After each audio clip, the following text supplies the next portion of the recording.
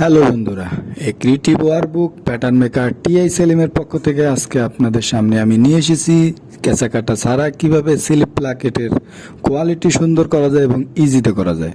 তাহলে চলুন দেরি না করে শুরু করা যাক কিভাবে কেঁচা কাটা ছাড়া স্লিপের প্লাকেট করা যায়।